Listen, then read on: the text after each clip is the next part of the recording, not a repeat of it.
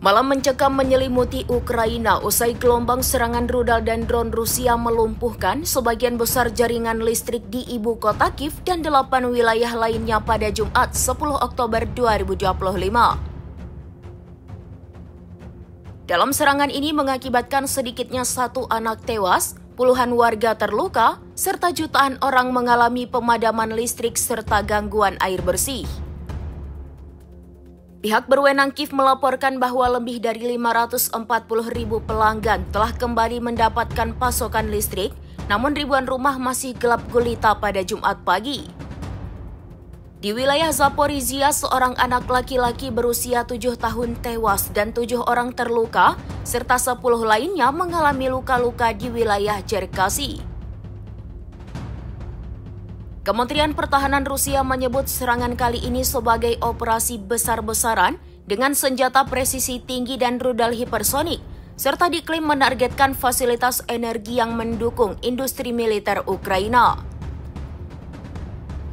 Namun dampaknya justru menghancurkan infrastruktur sipil dan memutus akses energi jutaan warga. Presiden Ukraina Volodymyr Zelensky mengecam keras serangan tersebut dan menyerukan tindakan tegas dari negara-negara sekutu. Zelensky menyebut bahwa lebih dari 450 drone dan 30 rudal ditembakkan Rusia ke berbagai wilayah Ukraina. Zelensky menggambarkan serangan itu sebagai sinis dan diperhitungkan, serta menuduh Moskow menggunakan dingin dan gelap sebagai senjata teror menjelang musim dingin. Hingga Jumat pagi, lebih dari 5.800 bangunan tempat tinggal di Kiev masih tanpa listrik, terutama di distrik timur kota.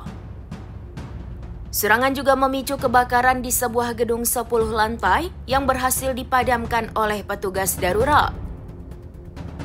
Menteri Energi Ukraina menyebut serangan itu sebagai salah satu yang terbesar sejak invasi Rusia dimulai pada tahun 2022.